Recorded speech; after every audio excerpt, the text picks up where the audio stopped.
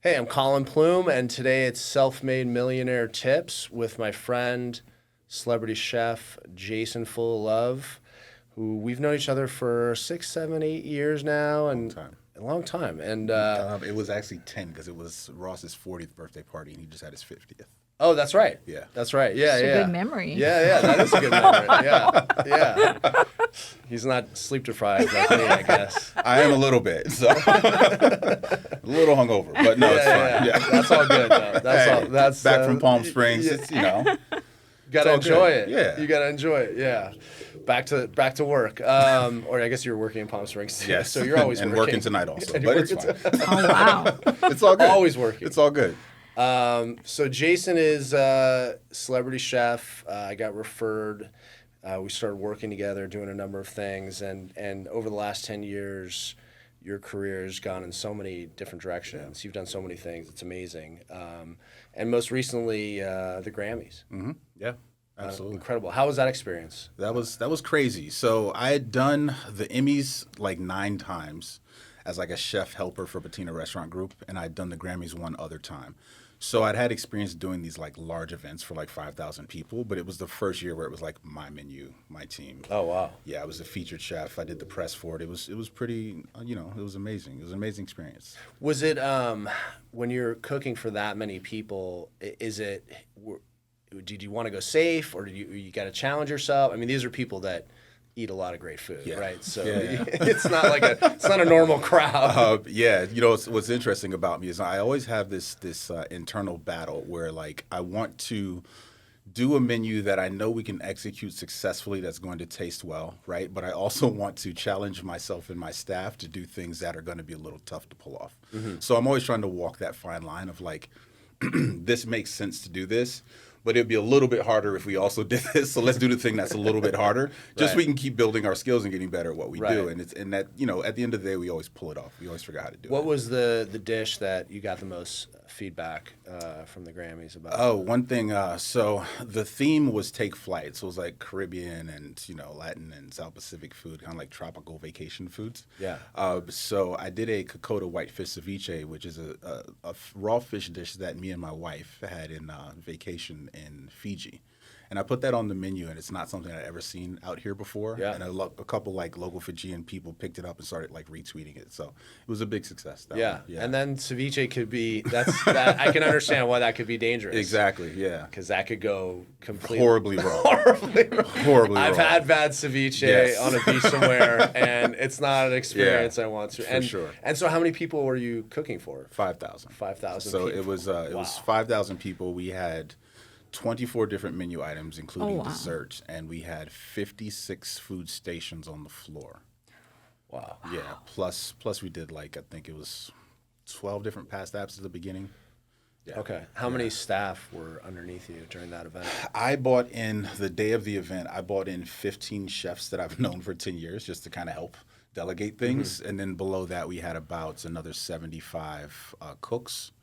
And then about another 75 to 100 floor staff, like front of the house people. Oh wow. Yeah. So Not counting like management team. And yeah. I have a question, yeah, two yeah. questions actually.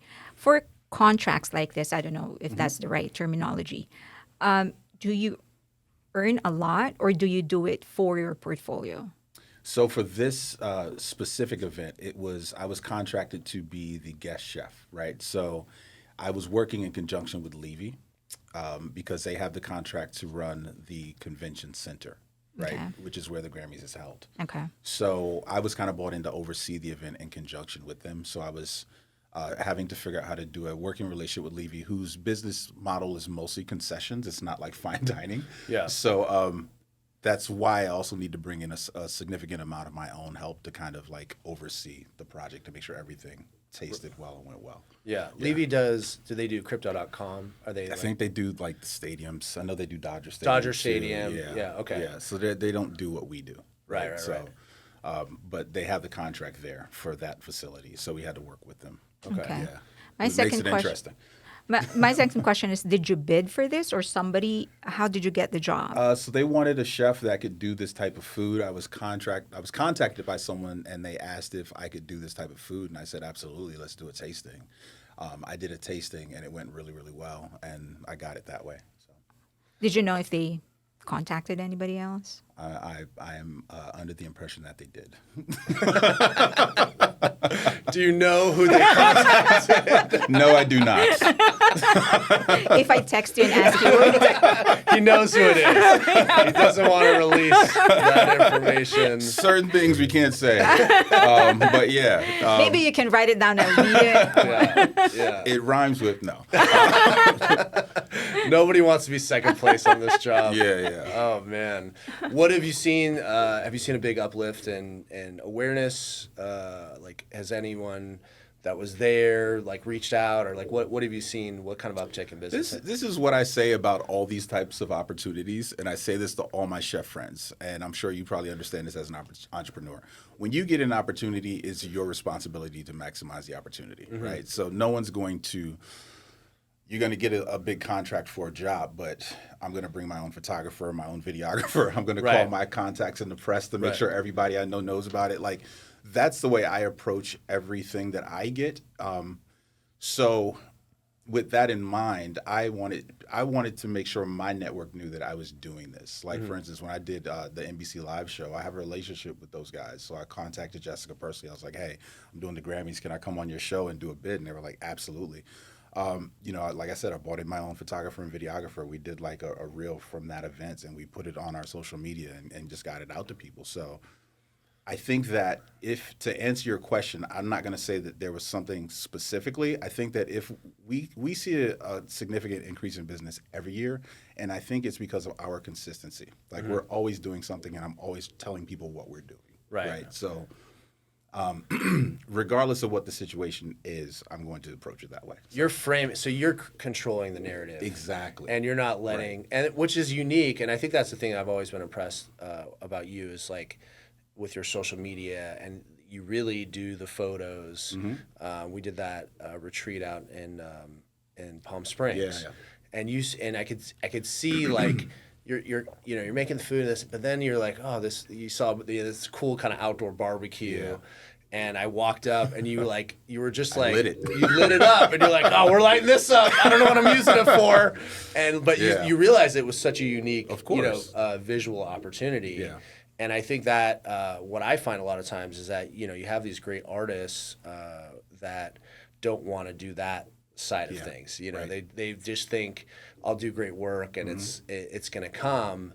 And that's where the entrepreneur side comes in. Like, I've always had that kind of entrepreneurial spirit, right? Yeah. Where I'm going to take whatever situation it is, I'm going to bend it to my strengths and try to own it, right? Yeah. And But where did you get it? I mean, did you, as a kid, was it something in you that... Yeah, so it's kind of funny. I was actually just thinking about this interview on the way here, and I just got married, like we were just talking about, and two of my oldest best friends were at my wedding. And these were two guys that I was in a rap group with a million years ago in Ohio, and we were very good, trust me. Now, but I say that to say this: even when we were making music together, I was like the one guy in the crew saying, "How do we press our own CDs? How do we press our own vinyl? How do we get shows? Oh, I can rent a nightclub. How much is that going to cost? How many tickets do I have to sell to fill the nightclub?" Like, I was thinking that way in my 20s. Right. So it's like I just took that same kind of like passion and application of business, and I just added to what I do now. Right. So you were always you thought of the actual real world applications, like how are we going to make some money on this opportunity? For sure. Yeah, and how do we grow our business, and how do we let people know who we are and what we're doing, and grow our fan base? It's the same thing today. Yeah. Why did you give up the rap career? Or? Culinary arts took over my life. I did music heavily until I relocated to New York City, and I got an opportunity to work for a large restaurant corporation called Be Our Guest Restaurants. And the year I was there was someone came in and did an audit, and they got voted like the most efficient restaurant company in America at that moment in time. Interesting. Yeah. So for me, it was. And at that point, I've only been in this industry as far as like being a chef. So I was a chef by the time I got there. I'd been an executive chef in Ohio, but I took a step back to take an executive chef position to work for this bigger company to learn more. The things I learned at that company, I keep with me today, right? The things I learned at that company, I got recruited by the Ritz-Carlton like 5 years later. I took things I learned from that company and took it to the Ritz-Carlton with me, right? So, Yeah, it's just me always trying to constantly learn and grow and get better at what I'm doing. But to answer your question, I think when I lived in New York and I got pulled into that company, I realized I was actually good at being a chef. Before it was just kind of like a job and music was my first passion. Right. But like I really fell in love with the business and culinary arts when I lived in New York City. Yeah. Yeah, and I just kind of walked away from it. Like it is also like a time thing, right? Like I realized that I could if I put 100% of my energy into culinary arts, I knew I could do something really cool. Yeah. And I realized it in New York City because it's the most competitive food city, one of them in the world, right? Yeah. And I went there and I was very successful there. So at that point, I was like, I'm just going to be a chef. Yeah. It seems like people in New York have like even when you read like I get the New Yorker and it's like the review in the New Yorker is so critical. Holds a weight. It really the way that they look at food. There's so many restaurants. Yeah. Competition is so high that you can't be average in New York. They don't even allow it. No, when I lived and worked in New York City at that moment in time, it was really hard to find a bad meal.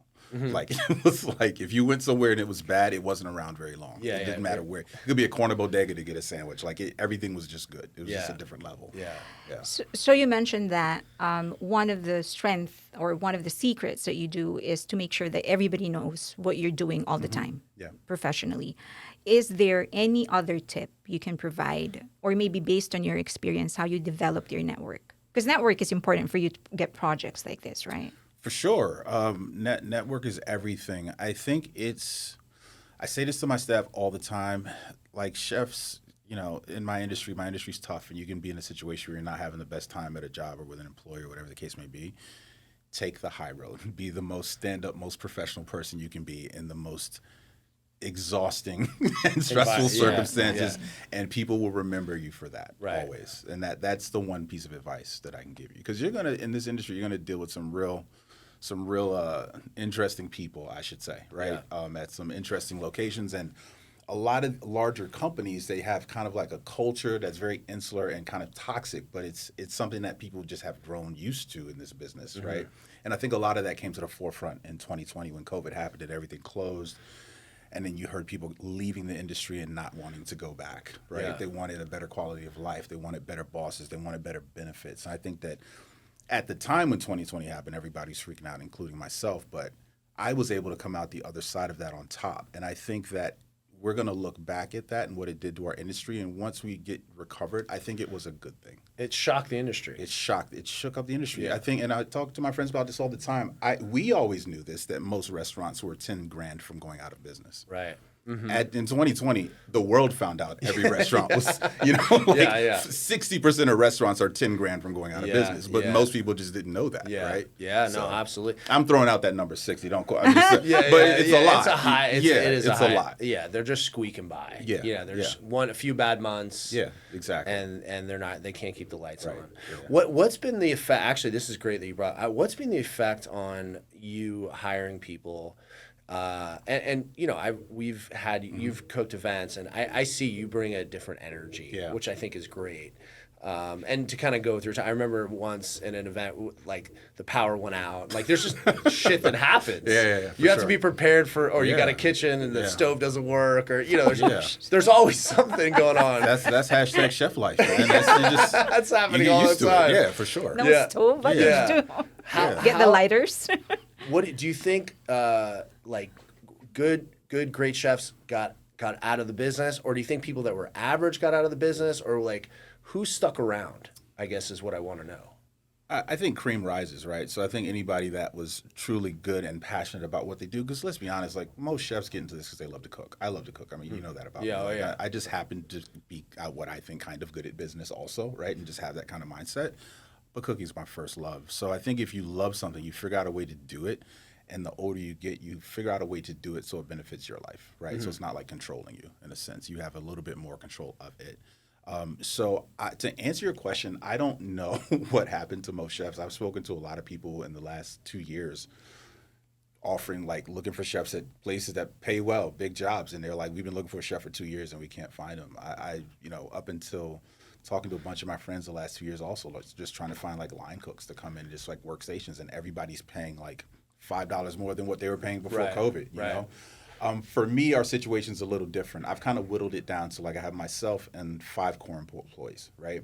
And then when we get larger events, we just kind of hire, work for hire staff, which is fine because if I have like 5 people that I can trust, then Sure. we can do anything, right? And those 5 people are all like they could all handle an event independent of you, or Yeah, because we have certain times a year where we might have 3 events in a day. in a day, right? And I can't be every place. I mean, this coming Saturday, we have 2 events this coming Saturday. Like after we have 3 years of data now, like we officially kind of started like 2020. So I know like when our busy seasons are. So we like try to plan for it. So like spring, summer in LA, we get crushed, right? Yeah. So every year we get more efficient. I've always tried to do more things in-house so I can provide more services. So like now if someone wants to do an event from top to bottom, we not are just only doing the food. We're doing like the bars, the rentals, whatever someone needs. Right, like you'll do it all. floors. Yeah. And I wanted to do that, but it took time to get to the point where we had a team that could handle that. And Right. we get better every event. I Yeah. look back at what we did and we get better and we get more efficient. And that's what we want. Yeah, one-stop shop. I think everybody wants. For sure, You yeah. know, oh, okay, you can do the food now. I got to figure. How do I rent the chairs? What about the Yeah, decorations? exactly. You just want one person Yeah. to kind of coordinate the whole Yeah. thing and make sure it kind of. I'm really trying to position myself to be like a premier full-service catering company in Yeah. Los Angeles. Yeah, where do you get most of your referrals? Is it from past clients? Is it from wedding planners or party planners or? We have a lot of repeat clients, and then those clients refer us to more business. So that's just kind of where we are. When we've done some ads online like Google, and even some Instagram and Facebook stuff, and then we'll just get people reaching out to us from that. We have a contract with the California Science Center. We're one of the 10 preferred caterers on their list, so they do events there all the time. Excuse me. So they'll have like if someone say you come and you say I want to do an event there, they'll ask you what type of event. They'll show you around. You'll pick the room you want to do. And then they'll talk to you about what type of food and service you want, and then they'll send you like 3 caterers to pick from out instead of like sending you the whole list. Like you should use Jason, this guy, and this guy. Just talk to them and get the bids and see what you want to go with. Yeah, it's that. That's how we get most of our business right now. With that in mind, is I'm now that we're in the position where we have like a good core team, I'm really trying to position us to start going after more of these like larger contracts, more performing arts centers and things like that, and museum contracts. So that's what my focus is going to be over the next 12 months. Nice. Yeah. Yeah, sweet. Like which kind of we're talking about like LACMA and those kind Things of like that. Yeah. things in that genre.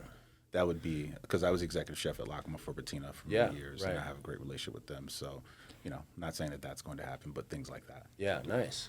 So you're just to go back to the question is you're finding chefs and finding people to do you think in the environment today it's going to come back or because obviously I think before 2020 and people really started to speak out and I think part of it and maybe I'm naive but like people not being able to work for 6 months they just realized like this isn't for me. There's a lot of people that probably just kept working and fell into it and just think okay wait maybe I need to think about my options. Something else. Maybe there's something else for me out there. What do you think to get a resurgence? Because obviously we need more, right? You're saying there's so many. What do you think needs to happen for this to become a very desirable sort of career again? I think it's happening. I just think it's a slow burn. I think that people are offering better wages, better work environments, better time off, better benefits. I was speaking to a recruiter a year ago, and they were saying we don't even take on clients if they don't offer full benefits now, and that was something you wouldn't hear from a recruiter before 2020. Right? They were just trying to get restaurants people. That's it. Now it's a little bit more. Okay, we need to create a better environment for people. And not so toxic probably. Exactly. There's been a lot of these shows about toxic chefs. I don't think it helps the image. I always think of on the flip side, I always think of when the original Top Gun came out, they said a lot of people signed up. Yeah. But in for chefs, it's like these shows that are coming out make it seem awful, and it's just like, when is it going to flip? Right. Where it seems, like I think the chef, the movie Chef with I can't remember the Favreau. John Favreau. That made it seem fun and exciting, but there's so many that are the other way, Yeah. and it sort of creates this negative image. But listen, you're putting food in people's bellies, you're creating joy, you're around their happiest, most exciting weddings, Right. birthdays. I mean, there's definitely a positive impact, but hopefully, movies and TVs can kind of bring that back a little bit. Yeah. Too much negativity, I think, happening out there. I always hear that food business is one of the lowest revenue. Turns out gives the lowest revenue. Is that true? Yes. And how do you go around it? So to get on that, what we've spoken about this quite a bit. I'm eventually going to get back into a restaurant at some point in my life that I own. But one thing that I've learned is from one of my mentors, Joachim Splichal, Patina Restaurant Group, very successful, probably some would say one of the top in the country for years, right? One thing that he did that was very smart was not just have restaurants, but he built a really strong catering business. So what I've realized in my journey as a chef over the past 30 years is that for a restaurant business to survive, you need other sources of income, right? So you're not 100% relying on just getting people in the door. You have a bad month, you need to have other sources of income that are food-based. So I started a product, which is something I've been working on for a while, and really building up my catering business so that when we get a restaurant, we can kind of take time to build the restaurant and the culture properly and then have it grow organically so we can have just a really cool, nice place that people enjoy working, But yeah, I mean, to answer your question, it is very tough, and that's why a lot of restaurants go out of business. So yeah, I don't think a lot of people realize that when they go into it. People who don't have restaurant experience, if someone just wants to own a restaurant because they just think it's like this fun kind of romantic thing to have. I think they go into it and don't really understand the profit margins. Yeah, and I think it's interesting. I was talking to an attorney who negotiates a lot of these deals for investors coming in, and a lot of times she was saying that the investors in restaurants, they're very wealthy people. Yeah. They don't even they just want to have a seat at the table. They just want a place to go hang out. Yeah, Yeah. exactly. Yeah, for sure. And it's so interesting because being a business owner, like I can find plenty of cool places to hang out, but maybe if I'm worth like, 500 million, maybe the story is different, you don't care, but she said a lot of these, she'd say like 70% of the investors, they don't even really look at the business as a whole. They just think, oh, this guy's or person's a cool chef. Like I like their food, and I want to be able to get a reservation on Friday night. And tell my friends that I own the place. So exactly, Which, no. I mean, you've obviously heard this a million times. Yeah, for sure. And it's one of the dark little secrets of our business. Yeah, exactly. And so it is interesting to think that, as you mentioned, people don't think of it so much as a business. Yeah. They just think of it as like, it's just about the food and it's just about this. And the other thing I was thinking too is, I look at real estate all the time. I look at opportunities, and we've talked about some things, but it doesn't seem like even though rents for office and other have gone, it doesn't seem like, and maybe I'm wrong, have restaurant leases prices gone down at all? I haven't noticed. I've been looking. Nothing, right? Yeah. It's the same. Yeah, it hasn't changed at all. It's not like someone's offering bargain basement prices. Yeah, right now I mean, it's nuts. Like And I always wonder why, you hear about these stories where they increase the rent so much on an institution. Yeah, and then that place sits fucking vacant, and I'm like, yeah, good, fucking great. Like, if you got a tenant in there, because when you own retail shopping centers, I sold retail shopping centers for years, and they explained it to me is that the best retail owners are the ones that realize that you're in partnership with your tenants. Yeah. That you're a partner in their business. Sure. And I didn't really understand that, but now I really understand that. It's like, if you want to take every penny away, they're not going to be able to stay in business. Yeah.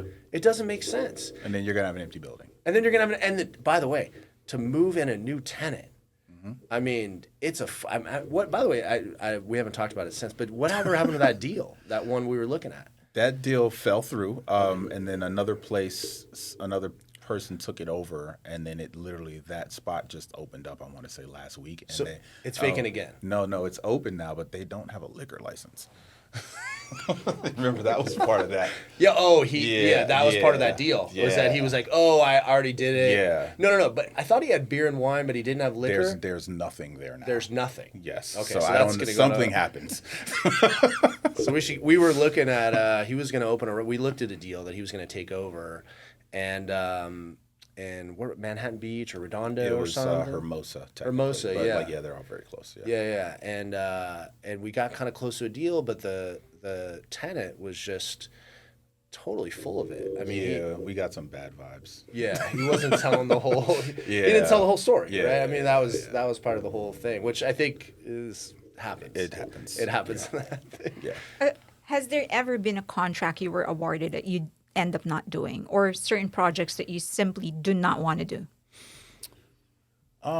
No, I recently had a consulting thing that we did earlier this year for a company that didn't end too well, but they were not a LA based company, and I kind of did it to be helpful, and it was during our slow times. We get really slow like around January, so I try to look into other projects around January. So I started a few new projects in January. I was like, well, I can take on this new client and help them set up their LA thing, and they just didn't really have understanding of what their client needed. But I couldn't put too much emphasis because my contract wasn't for my food; it was for doing their food.